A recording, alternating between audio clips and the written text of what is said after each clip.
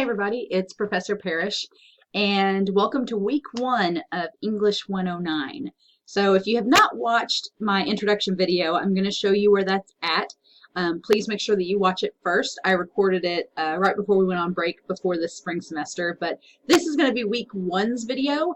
Basically, I'm going to be going over the assignments for this week, as well as what's going to be involved with the readings, and I'm going to try to keep these lecture videos pretty short, so you don't have to worry about sitting and watching these giant long videos, but I still want to give you information that's going to be helpful for the class each week of our course. So please make sure that you sit down at least once every week and watch the video for the week. So hopefully it will help answer any questions that you might have about the assignments as well. So with that being said, I'm going to minimize myself down here. So now I'm way over here. But here's our home page. As I said, the introduction video for our class is right there. That'll kind of talk a little bit about the course. But I do want to go over the assignments for this week as well as the resources. So up here on the left-hand side, these are our links, and I went over them in the introduction video. But we're going to go to assignments, and I'm going to go down here for week 1.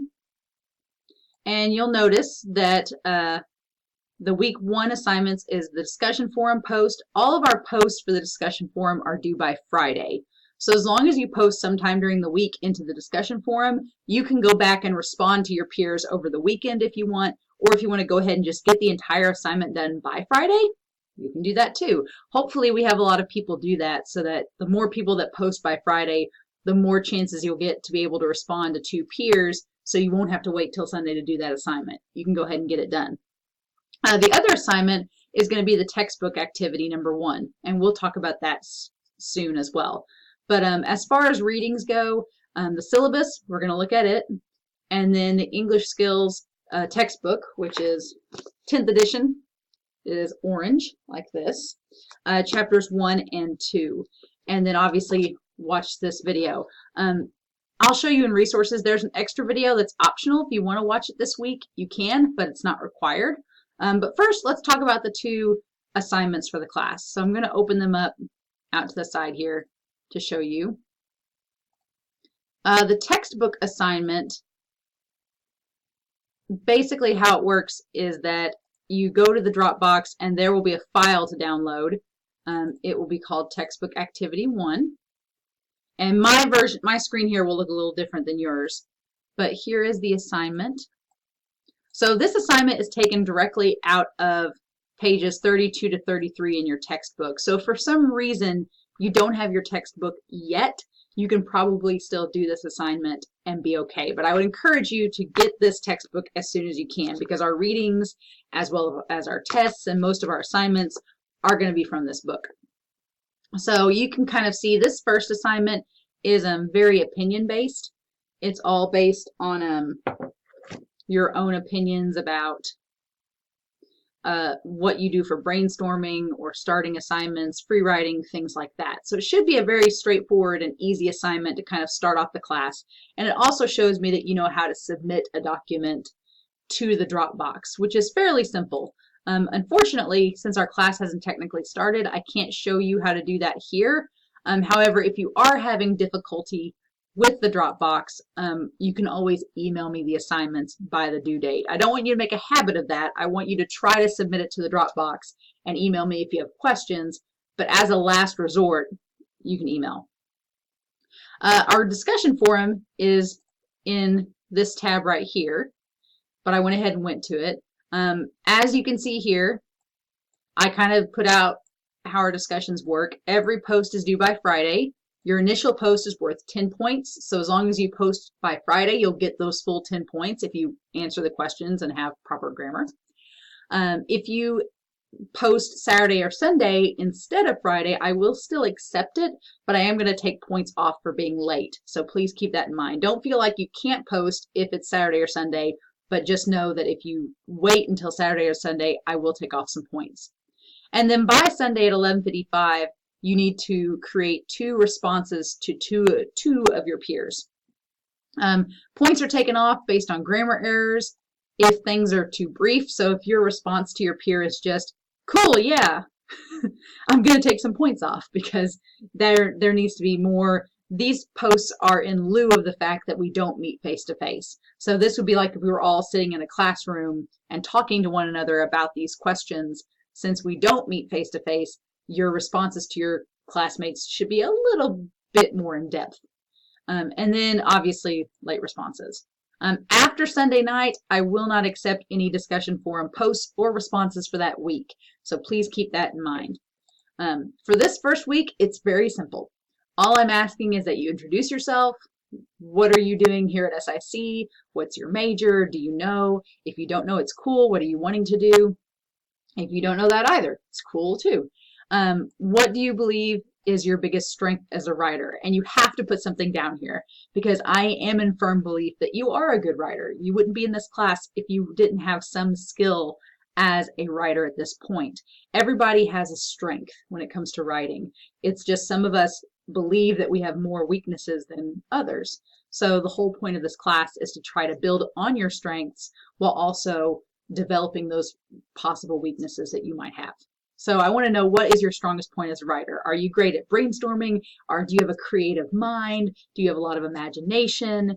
Are you good at writing introductions? Are you good with conclusions? You know, so there has to be something that you either like about writing or that you believe that you are good at.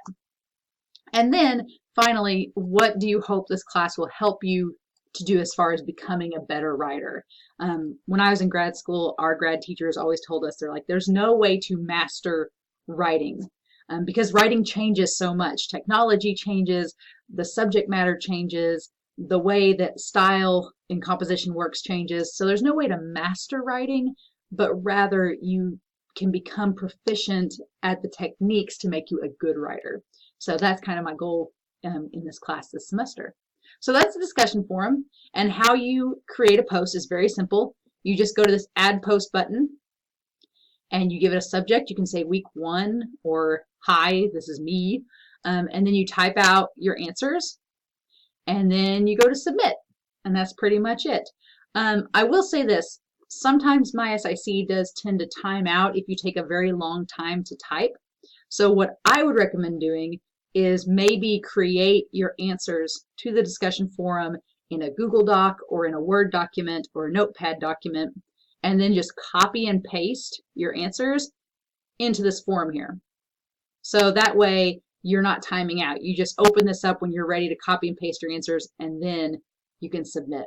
Some people don't do that, and it's fine, but if you're afraid of timing out, that's a good suggestion, I think, that will help with that. Please keep in mind too, with my SIC, it's really not good to backspace. This back button is not your friend in my SIC. For some reason, the software does not like it. So if you have to go back, I would click on the links instead, or where it says you are here, like right up here where it says you are here, this shows the trajectory of all the links I've clicked. This is where I'm at now. I can click this and backstep without clicking the back button. I can do it again to go back to the forum. I can do it again to go back to the home page. So that will save you the trouble of having to backspace, and that will get you back to where you need to be. All right. So those are the 2 assignments for this week. Now in our resources, you'll notice under week 1, the link to this video is going to be posted here. There's also reading techniques. This kind of gives you some suggestions on how to handle large reading assignments if you're not used to that. It's an optional video. You don't have to watch it. If reading large pieces of text is something that you struggle with, then I would highly suggest that you do watch it. You just click on the link. It goes to this YouTube video, and it's keep your and phone it'll explain it after this ad. Well, so it'll basically just explain that for you. And then on this side, on the right, for week 1, you can see that we have our syllabus. And so I'm going to go ahead and click on it and download it to show you all. Okay. So as far as our class goes, my contact information is right up here at the top. And then if you scroll down, this shows you when our class meets from January to May. It gives you a basic overview of the class and the course objectives that we are going to accomplish in English 109. So using standard American English to write paragraphs, essays, reading responses, applying context clues, dictionary skills, vocabulary, which will all be through the grammar assignments, the reading responses, and then being able to do some citation. So we are going to get into citation as well in this class, even though you will develop that more so in English 121 and 122. And then building on the knowledge that you have as a writer so far, and just like I said, making you a stronger writer. So online presentations and reading. What we're doing in this class is that we're going over the writing process, obviously, and paragraphs and cohesion, collaborating with writing, purpose, structure, audience, tone, and content. We'll touch on all of those, and then grammar usage, and then writing an essay, and then going through research and study skills, things like that. The textbook is listed here. Like I said, it is the 10th edition. Make sure you get that one. It says 10th up here in the corner by Skills. That should give you a good idea that you've got the right version. Anything supplemental that isn't added, I will give you a copy of it, so you will not have to buy anything other than your textbook. And then this is how the points break down in the class. So we do 15 discussion forums, which are 20 points each. So that's 30 points of your grade, 300 points of your grade rather. We do 4 reading responses for 80 points. And the reading responses will be in after midterm. So you don't have to worry about those right now. They'll come after midterm. The grammar reviews we will do throughout the semester, and there's 10 for 15 points each. That's 150 points. At the beginning of the semester, we'll do the 5 textbook activities. So we will get through our textbook activities before midterm, and there's 5 of those for 20 points.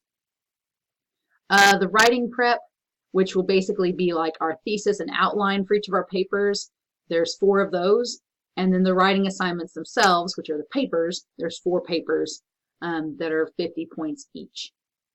And then a midterm, a final reflection essay, and a final exam. So altogether, the class is out of 1,100 points. And as you can see through the point breakdown here, I try to keep the class extremely balanced. I do not like classes where all of your points are riding on 1 or 2 assignments. I think that puts a lot of pressure on you as the student, and I don't think that that shows you being a consistently good student by just making everything depend on 1 or 2 assignments. So I try to make it a little varied so that you have a little wiggle room. So if you're not feeling good one week and you miss a discussion forum, you're not failing the class. You know, obviously, on the other end of the spectrum, you do have to keep up with your assignments if you are going to do well, but this puts a little bit of pressure off of you having to rely on getting every single assignment done to pass the class. The grading scales right here. So this will kind of show you if you want an A in the class, you have to have at least 990 points. If you want a B, 880. If you want a C, 770. You must get a C in this class to move on to 121 and 122. So if you do not get 770 points in the class, you will have to retake this course. So my goal is that you all get above that. And I will be honest with you, if the students I've had in the past, if you do all of the assignments on time and you do the best of your ability on them, you will probably get that 770 points. I don't try to throw any trick questions or tricks at you all. I make it very straight lined and streamlined and forward so that you can do the best that you can. Because I know this isn't the only class you're taking probably, but this is an important class, I feel. As far as attendance goes, we don't have attendance necessarily because it's an online class. I can see if you are online and if you are signing into the course. However, my big stickler with these classes that are online is that you have at least a full week, and I open files up early so you can potentially work ahead. So you have at least 1 to 2 weeks for these assignments. I don't accept late work because of that. As an online college student, you are responsible for submitting work on time. If you also have a job, you'll just have to prioritize and know that deadlines are deadlines. And if you've got to work an 8 to 12 shift, make sure that you get your work turned in before you leave for work. And that's just part of the class. Obviously, make sure you have backup measures in place. I know computers, I know firsthand through many trial and error that computers are not always dependable. So have a friend's computer as a backup. Have Wi-Fi hotspots ready in case if your internet goes down. Be able to save everything through Google Docs or email yourself assignments so that you have a copy saved. Be prepared that you may have to come out here to the college to work on an assignment if your internet's down at home or if you need a computer. These are all things that I've had to do as a student. It's just part of the class. It's part of my responsibility as a student when I was in those courses. Technology is not an excuse for late work. However, obviously we're all human and life goes on beyond this class. So if you have a medical emergency or a family crisis, something that is preventing you severely, we can handle those issues on a case-to-case basis. So you can contact me individually and explain the situation and we'll work on something. But if you email me at 11 o'clock on Sunday night and you're like, hey, I can't do the discussion forum because my computer failed, I'm going to say that you're probably out of luck because you've had a week to work on that assignment. Procrastination just is not your friend in this class. And I will be honest, that is probably what hurts students the most, is that they wait until the last minute, something happens, and then they can't get the assignment done. So try to work ahead, work early, and then obviously keep in communication with me because that's the best way that I will know what's going on if you talk to me and let me know. Our attendance policies are also under here in this link. You can click on it. If you have an ADA accommodation, you can always contact us and let us know. The tests that we do have are not timed, so that shouldn't be an issue. But if you have another accommodation, then you can contact extension 2430 and they can help you. And then there's just some supplemental information. This sheet right here, this outline, shows you what we are doing each week. So in addition to seeing it in our assignment section, you can also see it in our syllabus. And it breaks down all the assignments each week. You'll notice that our spring break is March 9th through the 15th, so there won't be any assignments for that week that you'll have to worry about. That's kind of the midway point, so we'll finish up with our second paper in our midterm during week 8 so that you won't have to worry about it. And then when we come back in week 10, we'll have a fresh start to kind of round out the rest of the semester.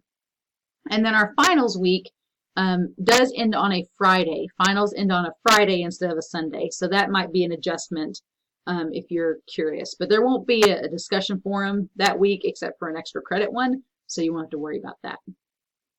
And then there's a supplemental page of extra information.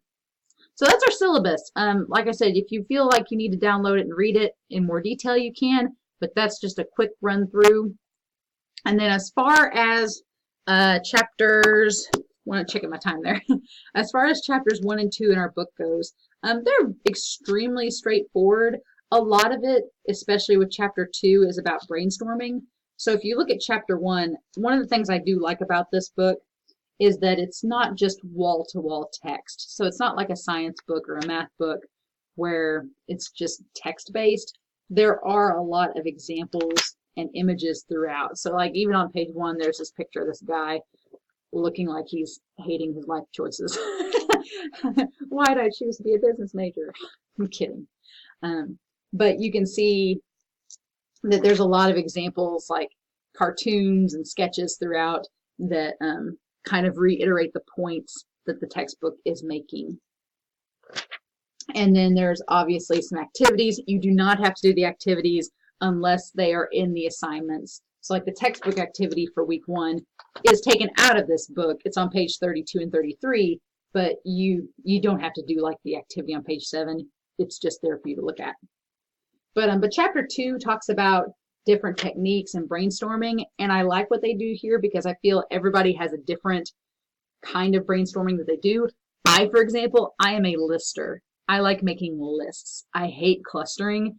Clustering and word webs, I had to do those so much in school, and I dislike them because everything's just, it's not in a nice and neat order. And for me, I like to list things because you can see everything, you can break lists apart, you can subcategorize. It works for me, but some people don't like listing. So this whole chapter talks about the pros and cons of each of the different types of brainstorming that we do, and it might help to explain why you like a certain style. And then obviously, skipping forward, at the end of chapter 2 is our actual textbook activity on pages 32 and 33. So you can kind of see it in context here as well as in that textbook assignment in the Dropbox. So that's pretty much it for this week. This video ended up being a little bit longer than I usually do because I explained the syllabus. But as always, if you have any questions about the subject material, about the class, about papers, anything at all, please feel free to email me, call me, stop by my office. I'm happy to talk with each and every one of you, and I want you to succeed in the class. So hopefully we have a fun semester. I'm excited to see what you put down in the discussion forum and to communicate with you all there. As always, let me know if you have any questions. Have a great first week back to school, and I'll talk to you all again soon. All right? And I'm going to shut this off, and bye.